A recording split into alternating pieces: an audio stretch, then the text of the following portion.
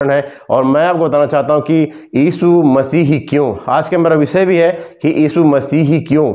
और मैं आपको एक और बात बताना चाहता हूं कि जो यूहन्ना तो था, जो पद्मनाभ टापू में था, वो एक दर्शन यहाँ पर देख रहा है और बता रहा है कि यीशु मसीह ही क्यों। तो मैं आपको लेकर चलता हूँ प्रकाशित वाक्य, उसके 5 अध्याय मेरे साथ निकालेंगे। प्रकाशित वाक्य उसके 5 अध्याय, उसका 1 से लेके 5 तक मेरे साथ पढ़ेंगे। और जो सिंहासन पर बैठा था जी, मैंने उसके दाहिने हाथ में एक पुस्तक देखी जी, जो भीतर और बाहर लिखी हुई थी जी, और वह 7 मुहर लगाकर बंद की गई थी। जी।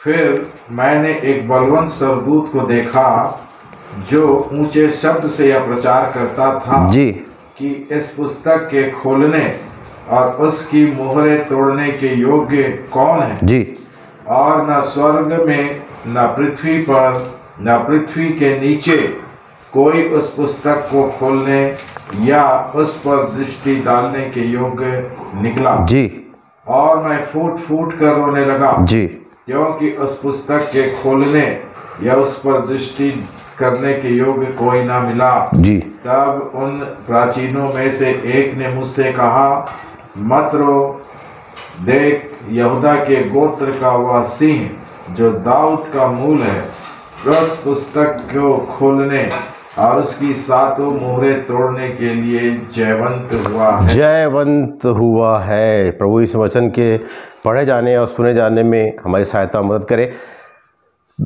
यीशु मसीह ही क्यों?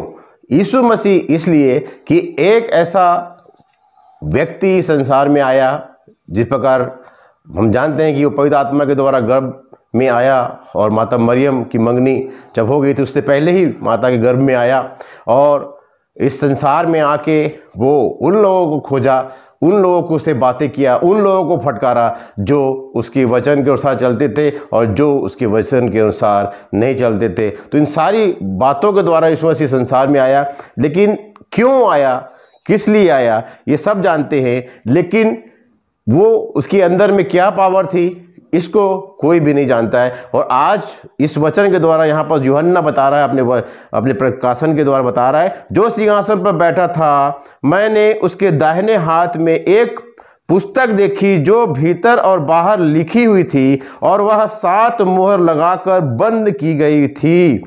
इतनी पावन पवित्र ये पुस्तक है जिसके बारे में यहाँ पर यूहन्ना बता रहा है कि फिर मैंने एक बलवंत स्वर्गदूत को देखा जो ऊंचे शब्द से यह प्रचार करता था, इस पुस्तक के खोलने और उसकी मुहरें तोड़ने के योग्य कौन है। इस पुस्तक तोड़ने, इस पुस्तक को खोलने के योग्य कौन है। आगे यहाँ पर यूहन्ना कहता है, परंतु ना स्वर्ग में, यहाँ तक कि हम जानते हैं कि कई ऐसे हिंदू मुस्लिम सिख जितने भी लोग हैं बोलते हैं कि वहाँ पर स्वर्ग में ये है, उसके ऊपर में ये है, उसके और है। लेकिन यहाँ यूहन्ना आपकी आंखें खोलना चाहता है, वो बोलना चाहता है यहाँ पर 3 अध्याय में, परंतु ना स्वर्ग में ना पृथ्वी पर, इस पृथ्वी में भी, इस संसार में कोई भी ऐसा व्यक्ति कितना भी धर्मी हो, कितना भी पाक हो, जो बोले कि मैं अल्लाह से मिल कर आया हूँ, मैं ऊपर वाले से मिल करके आया हूँ, यहाँ चला जाएगा, मैं यहाँ कर लूँगा, जो भी आके आपको बताए वो सारी झूठ है। और यूहन्ना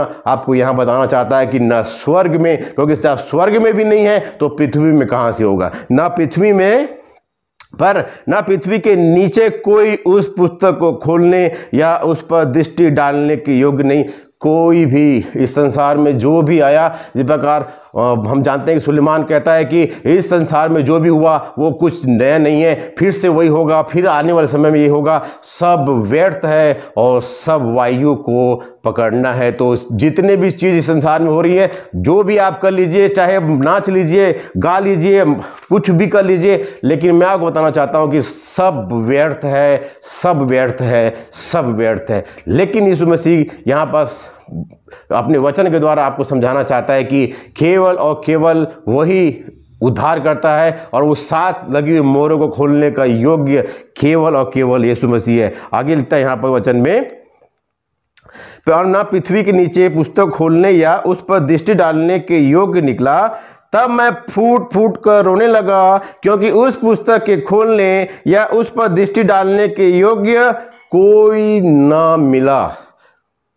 आप अपने आप को धर्मी समझते हैं तो आप समझ लीजिए आप धर्मी नहीं है। केवल और केवल यहाँ पर यूहन्ना बता रहा है जो प्रभु के वचन के अनुसार चलता था, जो प्रभु के नाम के लिए वो ने जो सारी ताड़नाओं को सहा, जो परमेश्वर के वो साथ में चला, वो यूहन्ना यहाँ बता रहा है कि कोई भी इस संसार में है वो धर्मी व्यक्ति नहीं है। केवल और केवल आगे बताना चाहता है कि वो कौन है। इसलिए हम आज प्रभु यीशु मसीह को मानते हैं, उसके वचन के अनुसार चलते हैं और हम जानते हैं कि वो जिंदा खुदा है और आज हमारे साथ में पवित्र आत्मा के रूप में, क्योंकि पवित्र आत्मा से वो पैदा हुआ और पवित्र आत्मा के रूप में आज भी हमारे वो साथ में। 5वां पद में बोलता है, इस पर उन प्राचीनों में से एक ने मुझसे कहा, मत रो, देख यहूदा के गोत्र का वह सिंह जो दाऊद का मूल और इस पुस्तक को खोलने और उसकी 7 मोहरों को तोड़ने के लिए जयवंत हुआ है, और वो है प्रभु यीशु मसीह। यीशु मसीह को इस संसार में आके माता के गर्भ में इसलिए पवित्र आत्मा के रूप में आना पड़ा, क्योंकि अगर वो नहीं आता तो इस संसार में जो लहू के द्वारा जो पाप आया था, उस लहू को बहाने के द्वारा वो पाप दूर नहीं होता। तो आज जो वो क्रूस को मानता है, आज जो वो यीशु मसीह को मानता है, आज जो पवित्र आत्मा को मानता है, उसके साथ में चलता है, उस पर परमेश्वर दया करता है और कि 7 मोहरों खोलने का, उस पुस्तक खोलने का अधिकार केवल और केवल यीशु मसीह के पास है। और कोई भी संसार में जो आया, किसी के पास, न मेरे पास, न हम भाइयों के पास, न किसी संत पीर फकंबर पास, जो भी संसार में आया, कोई भी उस मोहर को खोलने के योग्य नहीं है। 9 पद में क्या कहता है, और वे यह नया गीत गाने लगे। नया गीत गाने लगे, इसीलिए हम नया गीत गाते हैं। रोज नया गीत गाना है हमको कि क्या परमेश्वर वचन कहता है, क्या बोलता है आगे, कि तू इस पुस्तक के लेने हाँ और उसकी मोहरें खोलने के योग्य है। यीशु मसीह ही उस पुस्तक को मोहर को खोलने के योग्य है, क्योंकि तूने वध होकर अपने लहू से जी हर एक कुल जी और भाषा जी और लोग जी और जाति में से जी परमेश्वर के लिए लोगों को मोल लिया है। उसने मेरे को मोल लिया है, रवि भैया, शंकर भैया को मोल लिया है, भैया को मोल लिया है, मंजू बहन को मोल लिया है और उमा भाई को मोल लिया, और जितने भी इस संसार में जो पाए जाते हैं, आपको, मुझको मोल लिया है। हम धर्मी नहीं है, लेकिन उस धर्मी ने जो यहाँ पर मेमने के रूप में वध किया गया, उसके लहू के द्वारा क्या गया, हर एक कुल, हर भाषा, हर लोग और जाति, जितने भी संसार में, सबको उसने मोल लिया है। इसलिए आए और प्रभु यीशु मसीह को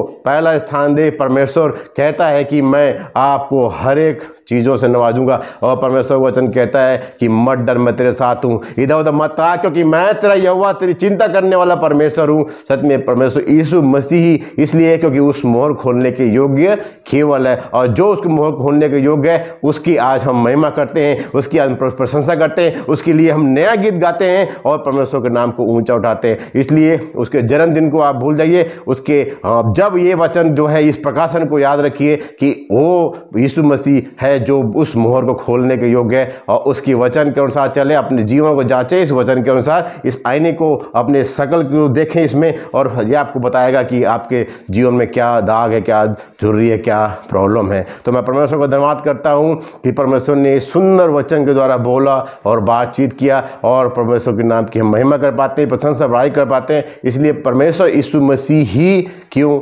ये परमेश्वर का वचन हमें बताता है। आप शुरू से लेकर आखिर तक पढ़ें और हर जगह आपको यीशु मसीह नजर आएंगे, एक मेमने के रूप में, एक आग के रूप में, और एक बादल खंबे के रूप में, और वध किए हुए मेमने के रूप में। तो मैं परमेश्वर पिता का धन्यवाद करता हूँ, और मैं आज के दिन के लिए धन्यवाद करता हूँ कि आज जो विश्राम दिन के रूप में हम मनाते हैं, विश्राम दिन तो नहीं है लेकिन फिर भी हर एक दिन विश्राम दिन के रूप में हम मनाते हैं, और 24 घंटे परमेश्वर की नाम की महिमा करते हैं, प्रशंसा बड़ाई करते हैं। और मैं धन्यवाद करता हूँ भैया की प्रार्थना के लिए कि हमें प्रार्थना ऊँचा उठाते हैं, हमारे घराने को ऊँचा उठाते हैं, आज इसीलिए हम संसार में मजबूत पाए जाते हैं। सो मैं इस वचन के द्वारा मैं चाहता हूँ कि आप सबको आशीष मिले।